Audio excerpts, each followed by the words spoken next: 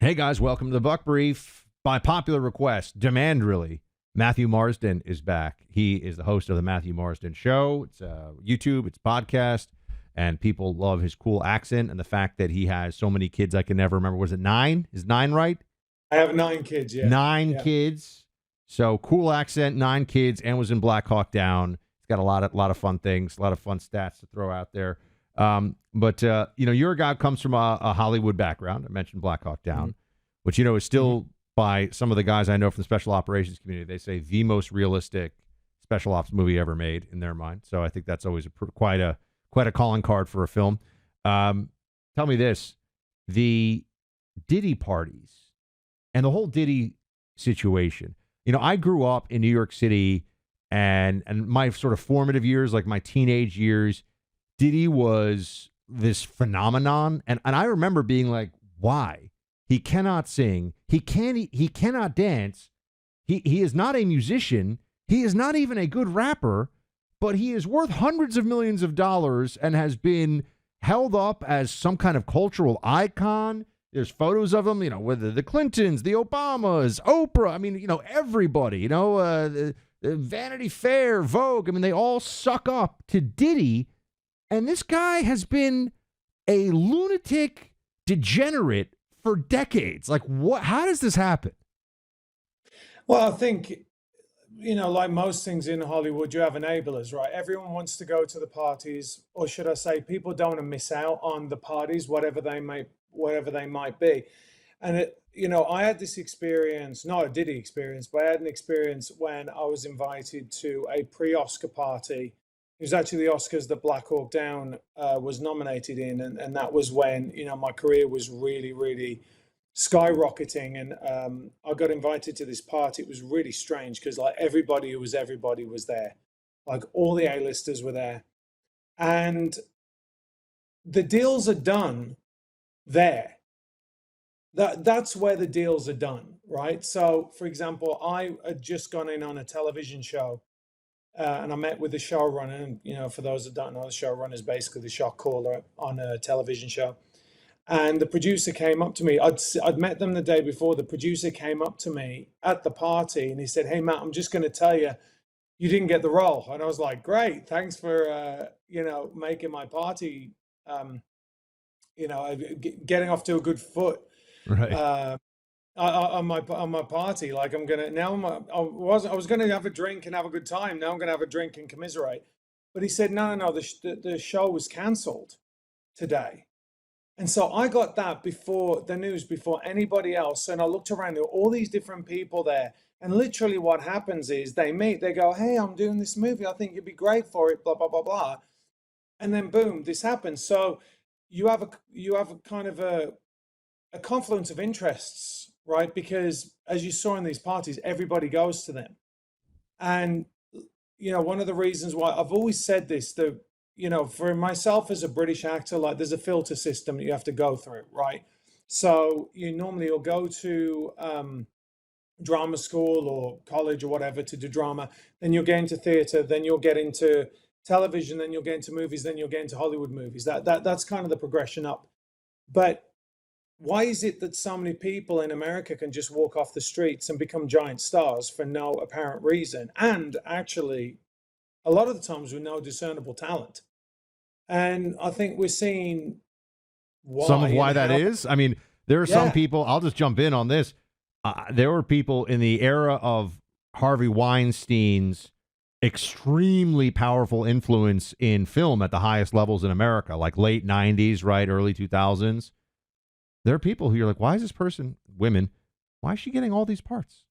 Yeah. She's getting all these, but there's a lot. I mean, it's super hard to make it in Hollywood. She's getting all these roles. Interesting. All of a sudden. Yeah, I mean, one of the things that, everybody knew in Hollywood, everybody knew what was going on with Harvey Weinstein. If you wanted to get an Oscar, there were rumors, if you wanted an Oscar run as a female, certainly Harvey Weinstein was probably the most powerful person when it came to the Academy Awards and knowing the back roads to it, should I say. And by that I mean, like, how to grease the wheels, what production's gonna be nominated for an Oscar, because and people need to know that Oscars have been political for a long time, and not just by the who has been getting the Oscars, but if you look, I think it was when Obama was in, there was a movie called Amour, and Amour was dying on the vine, right? Nobody had gone to see it, and then all of a sudden, in the year that Obama was pushing out Obamacare, this movie about euthanasia came out, which was kind of very interesting timing. Yeah. But everyone knew that if you wanted to get an Oscar, you go to Harvey Weinstein. So when all that happened, all I thought was, who did he piss off? Right? Like, who did he eventually piss off that they decided to throw him under the bus? Now, Right? let me Because ask you. there's plenty of other people. So you've been in these Hollywood circles. Diddy's a little. It's obviously music, but he was kind of a cultural phenomenon in the hip hop world that extended far. The guy he had Sean John clothing. He had Ciroc vodka. Never thought was very good, but whatever. He was a big deal. Made hundreds of millions of dollars, and now everyone's like, I didn't go to Diddy parties. I don't even know what was going on. Did everybody who was famous and powerful in Diddy's orbit, in Sean Combs' orbit, know that bad stuff was happening? I'm not asking for the specifics because no one can really know, but did they know that he was doing bad things? I don't think so. I know that's probably an unpopular thing to say, but I remember, being not in those circles, but I was around. I was certainly, after Black Hawk Down came out, because it was so successful in the movies afterwards.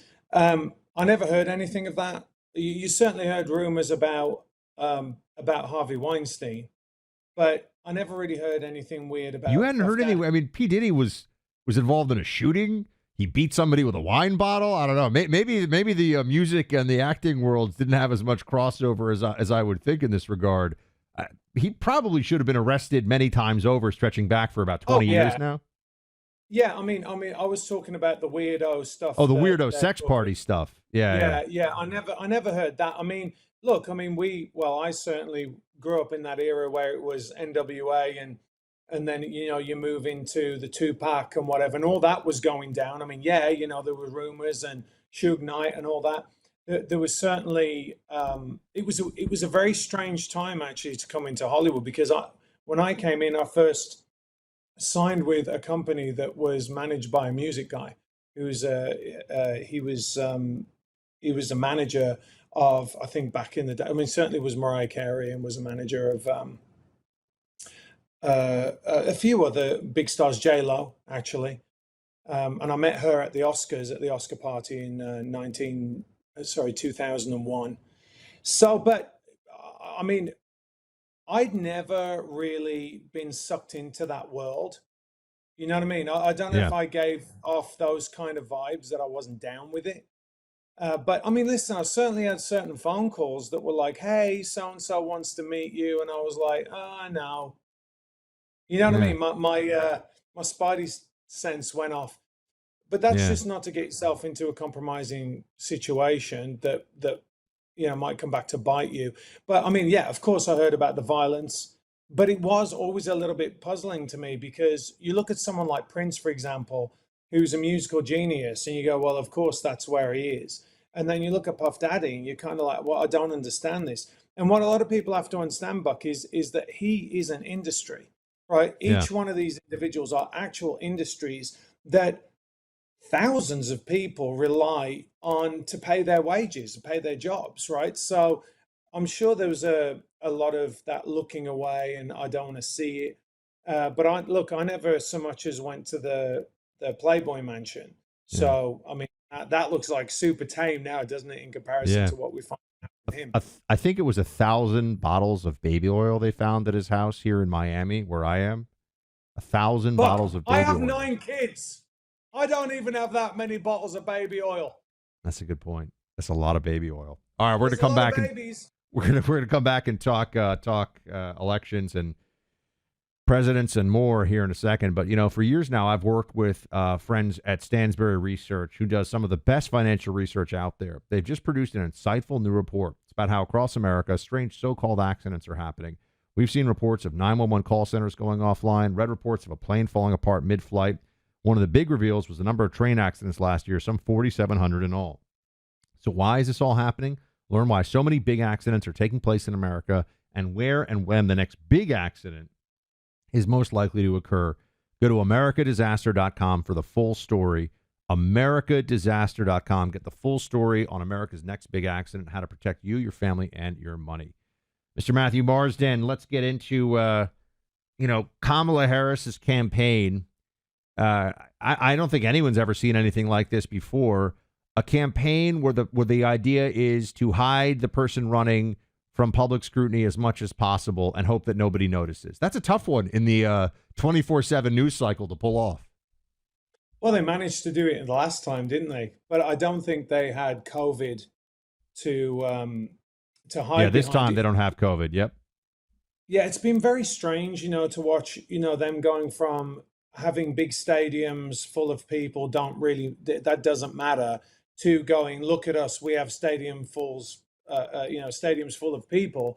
It really matters, I mean, it is such a transparently disingenuous campaign that anyone who's half switched on can see that they are in absolute disarray. I mean, she's probably one of the most unlikable people you could ever run. I mean, is this the best that we have?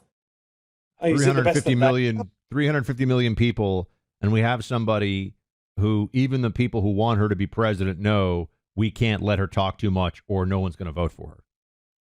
Wow. I mean, she's not only unlikable, but she's just stupid. She's a very, very not a smart person. That is true. Yeah, intellectually challenged individual. I gotta ask you this: Are our politicians? Do you have politicians in the UK that you feel like are as dumb? See, because Americans think you guys, because of your fancy accents, are a little smarter than I think generally a lot of people in Britain are. I'm just saying, they hear a fancy accent, they're like, oh, listen to this broadcaster who has a fancy accent, on the whole thing, and then they all. Are your politicians as dumb as ours? Because ours are really setting some new records here and I mean at the top level. I don't mean random ones. I mean like the ones running things. Yeah, I mean, I think they are now. There's a couple of people that are like, completely stupid, like the, what is it? I can't even remember. I was going to say vice president, but the, whatever her name is, I can't remember her name now, but Keir Starmer is not very smart either. I mean, I think that they're enabled to be bold in their corruption. Yeah. I mean, that's part of the issue with the British politicians. Historically, they've been pretty smart, I have to say. But then they don't really have to argue about very extreme issues like Americans do. So, for example, it might come as a shock to Americans, but abortion is not on the platform in the UK. Like they don't even talk about it at all. So things are pretty much, kind of left. You can be in the middle, you go a little bit to the left, you go a little bit to the right. And that's the way it's been for years until this one. And then they just went, we're going to arrest you and throw you in jail for doing memes, which has been staggering. But it seems to be that in America now, you've just got to be corrupt enough, right? That's what it's really down to, right? Like if you can be manipulated enough. And Biden, because he's a complete, robot, he's the presidential a poorly functioning robot. The circuits are not really connecting as much as they used to. He's terrible, but at least you can point him in one direction and go and say this, and he's not really connecting. And Kamala Harris, on the other hand, is a completely empty vessel. She doesn't stand for anything. She doesn't have any morals, clearly, and she doesn't have any stances on anything. So, you can blow her, or I shouldn't really say that, right? But I'm just saying, whichever way the wind blows, she will go. And we've seen this flip. But at least before, they would make their candidates kind of charismatic and likable or handsome or good looking. And she's none of those. Yeah, well, I think Democrats knew they got caught with their pants down, so to speak, here because they really thought that Joe Biden was going to. I thought that Joe Biden was going to be able to make it through, and then they didn't allow for a real primary. They didn't allow for the things that would need to be in place here to have a better candidate. But We'll come back. Let's talk about how Democrats feel about political violence in a second here. We'll get to that. Do yourself a favor, though, of protecting your hard-earned money for retirement by putting a portion of it in gold, because the value of your dollars is going down over time. Inflation is going to keep happening. It's government overspending. Having a portion of your savings invested in gold is a good thing. While the spending power of your saved dollars has only gone down, the value of gold that you may have had for years now has only gone up. Purchasing and owning gold and or silver is easier than you'd think. You can rely on the Birch Gold Group. That's the company we trust to handle your gold and silver purchases. Birch Gold makes it understandable and easier than ever to purchase physical gold that you can hold on to in your home. And likewise, it's just as easy to purchase gold and put it into your 401k or tax-sheltered IRA. More Americans than ever now own gold and or silver. For those that purchased precious metals over the last year, they've done well. Our friends at Birch Gold are ready to help. Text my name, Buck, to 989898 and receive a free, no-obligation info kit. Again, text Buck to 989898. That's B-U-C-K to 989898. You see that about a third of Democrats are in favor, according to polls recently, in favor of violence against President Trump. You know, I mean, this is how. But I think that we've just been gathering toward this recognition for a while, right, Matthew? Because, of course, the Trump derangement syndrome, if he's going to destroy the country and he's a fascist and he's Hitler, people are going to start to think really ugly things about what they should do to him. Yeah, I mean, the left is absolutely brilliant when it comes to commandeering the language. And I've certainly been saying, I know you have for a long time, is you have to be very careful when people start talking about someone being a Nazi or a white supremacist or a fascist, because all those things are evil. And you are allowed to do drastic things to prevent evil. It doesn't matter that it's not true, but they've cranked the rhetoric up to 11 as a Spinal Tap reference. Mm-hmm. And now we're surprised, but it's not just him, it's us as well. It's, you know, I know he said it over and over, he's just in the way. And part of the issue is because these kids never got smacked in the mouth when they were younger. So they don't know what that violence really is, what it really means. They've been desensitized from what will happen to them should they do this. They're cosplaying their way through life. And that's a huge problem. Yeah, I think that their whole political framework is delusional, but so is their view of day-to-day life and their role in it, and also their sense of their own bravery for taking positions that have always been the consensus position around them. I mean, I think that leftists have a real problem with facing reality as it can be seen by those who do not have some disconnect. I mean, I'm trending towards, what is it? Michael Savage used to always say that liberalism is a mental disease or mental disorder. I mean, I think Trump derangement syndrome is some kind of anxiety disorder. I mean, it is some kind of a psychosis. It really is a psychosis. You know, I think when you have an absence of a God, for the most part, it's not all the time, but when you have an absence of a God, you create them. And we've seen this with the way that the left treated Biden, for example. I had an argument today on social media, which is always a smart thing to do. This person lowers your blood pressure, by the way. It's very satisfying, calms you down. Yeah, arguing with randos on social media is going to make you feel great about things. Especially like Mike 654321098, you know. Yeah. It really, and it serves a great purpose, but, you know, sometimes you just can't help yourself. But the way that they spoke about Biden it's very strange, because they would say he's the greatest president in our lifetime, which is obviously ridiculous and throwing their other god, Obama, under the bus, right? And now they're like, no, we knew that he was in cognitive decline. Well, did you really? Because 5 seconds ago, he was the greatest ever and he was going to beat Trump. So they can't even keep their story straight. When they have nothing else in their lives, and the majority of them don't have family, they don't have children, they don't value their country. So they're latching onto the cult of personality. And that's what the Democrats are betting on for the election.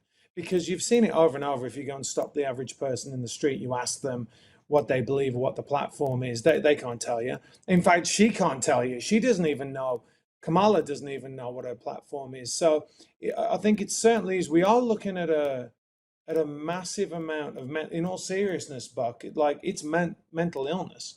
This is a major problem.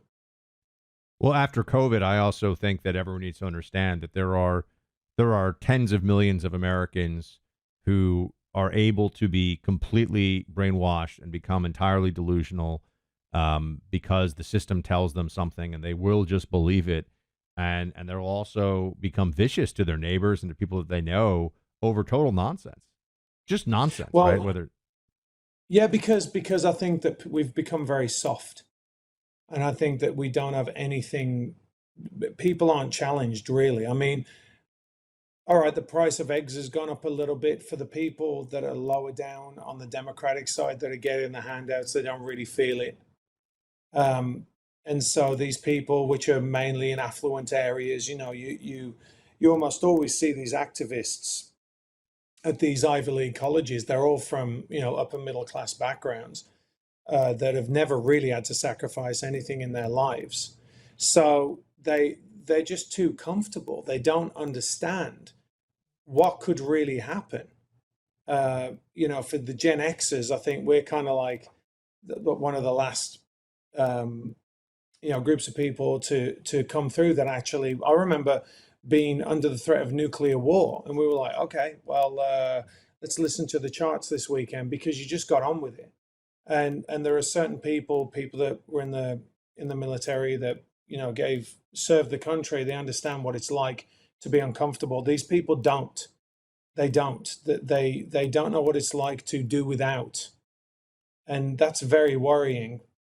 And I think, like I say, they say what harsh times create hard men, right? And we're definitely in a time where we have very soft people. right, hard times create hard men, soft times create soft men create hard times. Kind of Yeah, goes in the cycle. yeah, it goes in the circle, and that's where we. Did you see the NPR? A bunch of guys who work for National Public Radio, which is kind of like a less prestigious version of the BBC here, right? State broadcasting. You see that they had their testosterone checked, and these were guys who I think were like my age and younger. Maybe they're in their 30s, and their testosterone was like 70. I mean, it was like crazy numbers. I mean, I'm not surprised, and all the ones that all the time when people talk about violence and they want to be violent, they want to be this. You look at them, and I'm like, no, what they want is state violence. They want state violence on their behalf. Actually, that's really what they want. They want men with guns and the power of the state behind them to beat you with truncheons and make you do things, or else. They don't want to get their hands dirty themselves, usually. I mean, you see like these Antifa lunatics. Every guy who's in Antifa weighs about 120 pounds and looks like he could bench a solid 30, 35 pounds. It's a joke. It's preposterous. But, they're running around like, we're stopping fascism. Like, no, you're not, actually. You're not stopping fascism. yeah.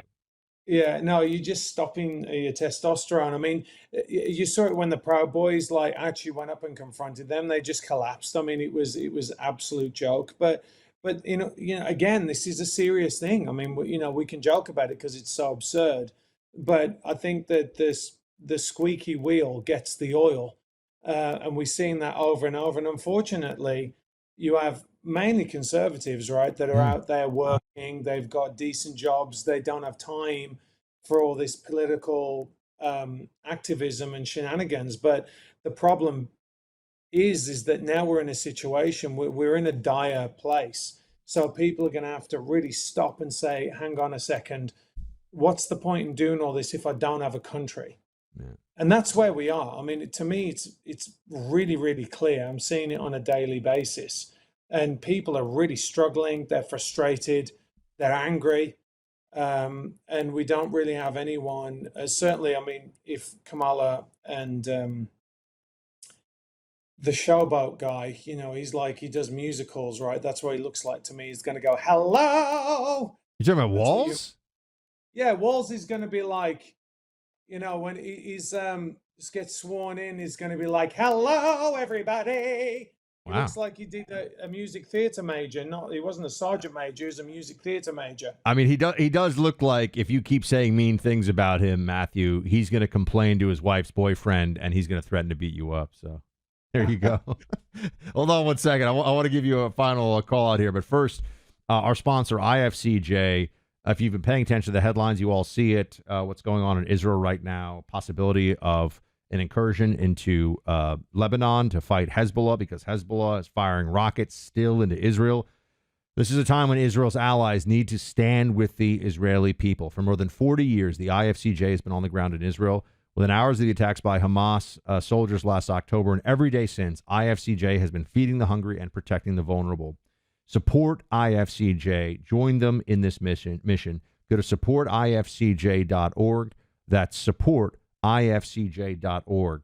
Matthew, always so great to have you on the show, man. Thank you for being here. Where can people go to follow your work and, just keep you in the fight? All right, please go to Matthew D. Marsden, both on YouTube and on Twitter. That would be awesome. Thank you very much. And actually on Instagram, if you like that, if that floats your boat. Thank you, my man. Good to talk to you as always. Thank you, brother.